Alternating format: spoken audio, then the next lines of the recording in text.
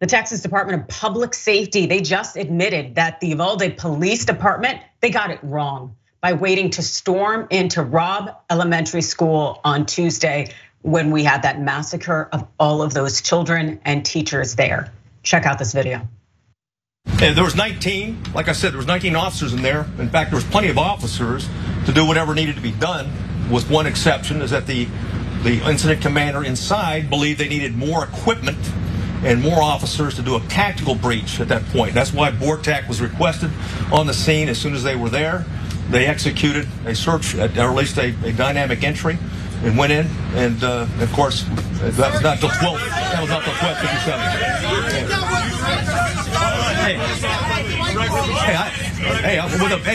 With the benefit of hindsight. Stand by. Stand by. Right? I got it. Okay. Hey, from the benefit of hindsight, where I'm sitting now, of course it was not the right decision. It was the wrong decision. Period.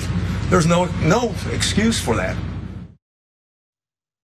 That's right. Texas Public Safety is now acknowledging that many mistakes were made, and these mistakes were fatal for those children, those 19 children and those 2 teachers who were murdered at the Robb Elementary School earlier this week. And so more from the live press conference. This is also what we know from the Washington Post. That was Director Stephen C. McCraw. He said the incident commander made a misjudgment as students lay dying or calling 911 from inside rooms 111 and 112. Of course, with the benefit of hindsight, as you just heard him, it was a wrong decision, period, McCraw said. Without a doubt, law enforcement there in Uvalde, they got it wrong. And McCraw, that's the Texas DPS director, well, he told reporters that those 19 officers were inside the school and that they had decided to essentially divert from the required active shooter protocol. This per the Washington Post. The on-scene commander considered it a barricaded subject and that no more children were at risk, McCraw said. Obviously, based upon the information we have, there were more children at risk and not a barricaded subject. That's right. They got it entirely wrong. Not only were there more children at risk in this public school, but also it wasn't a barricaded subject. And the thing is, the individual who was leading the command there, well, he wasn't at the press conference to answer for these mistakes, for the conclusion why they believed there were no more children at risk there in the school.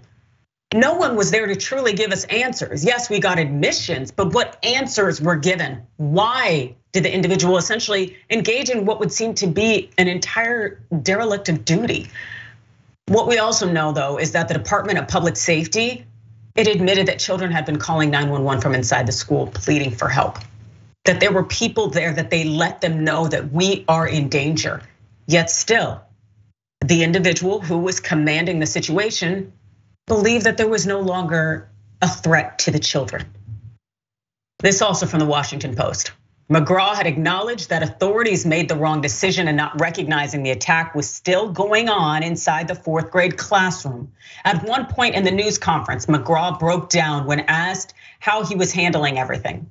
He responded, "Forget how I'm doing. What about the parents of those children?" That's a damn good question.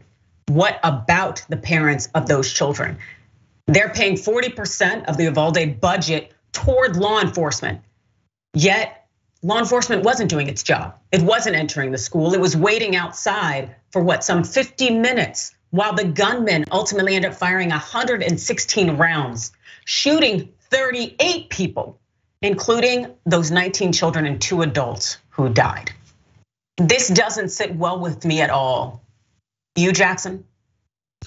No, and I think that, at the end of the day, if you're supposed to be in charge of public safety, to fail at this large of a scale for something this serious shows that you are wholesomely unprepared to protect the city whatsoever. And I want to bring, it is important to look at how leadership always is from the top down. And one of the comments that Greg Abbott recently said was that it could have been worse. Well, sure, it could have been worse. Instead of 19 children dying, I guess 20 or 25 or 100 could have died.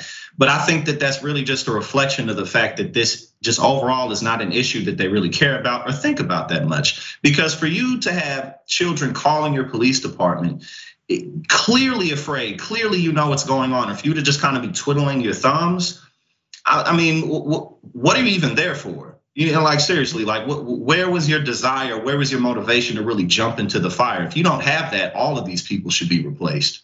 Absolutely, and also you had children calling, begging for help, calling, saying there is a shooter in here. So how is it that you decide to deduce that their children are no longer facing an active threat? Also, how do you get it wrong about a barricaded subject? The thing is, so many people there in Uvalde got it wrong when it came to the police department. And we saw as well earlier this week, the footage of the parents begging, pleading, fighting with police to go in there to rescue their children. Yet still, you had the on-site commander saying, there's no threat, it's all good, just stay here. This is extremely disturbing, and it really does show you that we've got problems with law enforcement, something that I think we all definitely knew, but it's almost to the point where now it is definitely getting our children killed.